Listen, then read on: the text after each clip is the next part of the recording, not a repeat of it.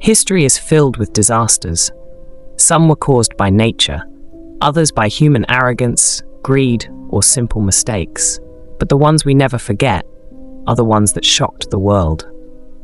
In 1911, young women sewing in a New York factory suddenly found themselves trapped in an inferno with no way out. And in 1937, a floating palace of the skies turned into a fireball in front of horrified crowds. Two very different stories. One in the heart of the city, one high above the ground. But both disasters revealed the same truth. When safety is ignored, tragedy is inevitable.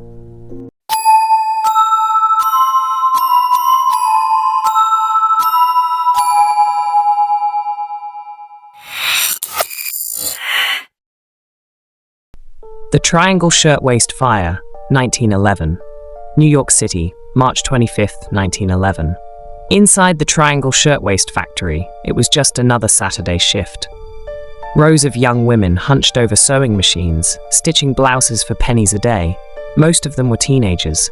Many were recent immigrants, Italian and Jewish girls trying to help their families survive. But that day, in less than 20 minutes, their workplace would become a death trap, and 146 of them would never walk out. The factory sat on the top 3 floors of the Ash Building, a so-called modern skyscraper in Greenwich Village. The rooms were crowded with wooden tables, overflowing fabric scraps, and oil-soaked floors. Smoking was common, and fire drills?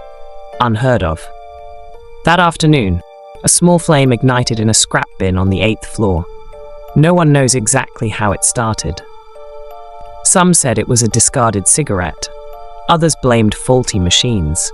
But once the fire caught the piles of fabric, it spread like gasoline. Panic erupted. Workers scrambled for exits. But this was 1911, and the exits were death traps. One door was locked from the outside, a cruel measure by the owners to prevent theft and keep workers from leaving early. The fire escape collapsed under the weight of fleeing workers, sending them plunging to their deaths on the pavement below. On the upper floors, many women had no way out. Some ran to the windows, waving desperately for help as the fire roared closer. Below, crowds gathered, horrified. Firefighters rushed in, but their ladders only reached the 6th floor. The fire raged on the 8th, 9th, and 10th. Workers trapped above faced an unthinkable choice: burn alive or jump. Witnesses described the sickening sight as one by one, bodies began falling from the sky. Young girls, holding hands as they leapt, their hair and clothes already aflame. In just minutes, the street was littered with broken bodies. Inside, those who tried to use the elevators crammed in so tightly that the cables snapped under the heat. Survivors said the screams echoed down the shaft. By the time the fire burned out, 146 people were dead. The youngest was just 14. The factory's owners, Max Blank and Isaac Harris, were later put on trial for manslaughter, accused of locking the doors that trapped so many inside. But in the end, they were acquitted. The outrage was enormous, and that outrage fueled change. The tragedy became the rallying cry for labor unions and activists. New York passed dozens of new safety laws, fire drills, sprinklers, unlocked exits, workplace inspections. It was the beginning of modern workplace safety standards. But the memory of that day lingers. The faces of the Triangle workers still stare out from old photographs, young, hopeful, full of life. They went to work that morning, thinking only of the long hours ahead. They had no idea they were walking into history. The Triangle Shirtwaist Fire remains one of the most chilling reminders that sometimes the worst catastrophes aren't natural disasters at all. They're man-made, built into the walls of the places we trust the most. The Hindenburg disaster, 1937, May 6, 1937. Lakehurst, New Jersey. The skies above the Naval Air Station were grey, heavy with rain. And then through the clouds it appeared, the pride of Nazi Germany, the LZ-129 Hindenburg, the largest airship ever built, drifting into land after a transatlantic flight.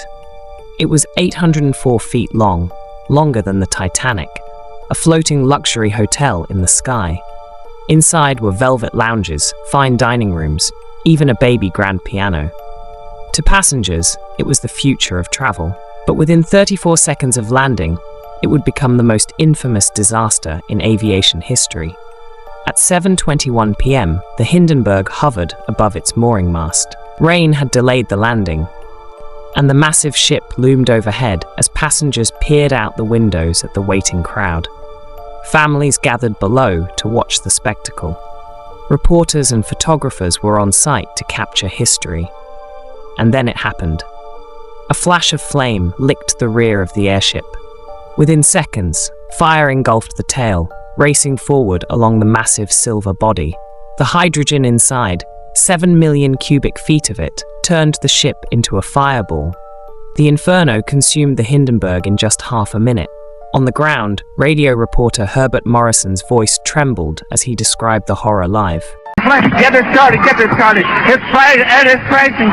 crashing terrible. Oh my, get out of the way, please. It's burning, bursting into flames, and it's falling on the mooring mast, and all the folks between it. This is terrible. This is one of the worst catastrophes in the world. Oh, it's like 400 or 500 feet into the sky, and it's a terrific crash, ladies and gentlemen. The smoke and the flames now, and the flame is crashing to the ground, not quite to the mooring mast. All the humanity and all the passengers. It's burst into flames. It's crashing. It's an inferno. Oh, the humanity. His words became iconic, forever tied to the tragedy. Passengers and crew scrambled for their lives. Some jumped from the windows as the burning skeleton of the airship crashed into the earth. Others were trapped inside as fire tore through the cabins. Of the 97 people on board, 62 survived. 35 were killed, along with one worker on the ground. Survivors walked out of the wreckage with their clothes smoldering, some badly burned but alive. The world was stunned. Newspapers splashed the fiery images across their front pages. The Hindenburg was supposed to symbolize progress, speed, and modernity. Instead, it became a fiery coffin. Theories about the cause spread immediately. Some blamed sabotage, others suggested lightning. The official inquiry concluded that a hydrogen leak combined with static electricity likely sparked the blaze. But to this day, the exact cause remains debated. What is certain is that the disaster ended the age of the great airships. Passenger zeppelins vanished overnight, replaced by airplanes as the future of long-distance travel. But the image of the Hindenburg's fiery end remains one of the most haunting in history. A floating palace consumed in less than a minute, survivors crawling out of the flames, and the chilling echo of Morrison's broadcast. Oh, the humanity. The Triangle Shirtwaist Fire and the Hindenburg disaster are separated by decades, oceans, and circumstances. One was a factory, the other an airship. But both share a haunting connection. They were preventable. Locked doors, flammable hydrogen, safety corners cut for profit, convenience, or speed. And when things went wrong, ordinary people paid the price. These tragedies changed history. They forced governments, engineers, and business leaders to rethink safety. But the cost was measured in lives. The lesson: progress without protection is a disaster waiting to happen. From the burning floors of New York to the skies over New Jersey, these disasters remind us that the past still has warnings for the present. Because history doesn't just tell us what happened, it tells us what can happen if we don't listen. Thank you so much for watching. If you found this video interesting, please like and subscribe for more interesting stories like this, true crime deep dives, and more. Until next time, please stay safe out there, and as always, stay curious.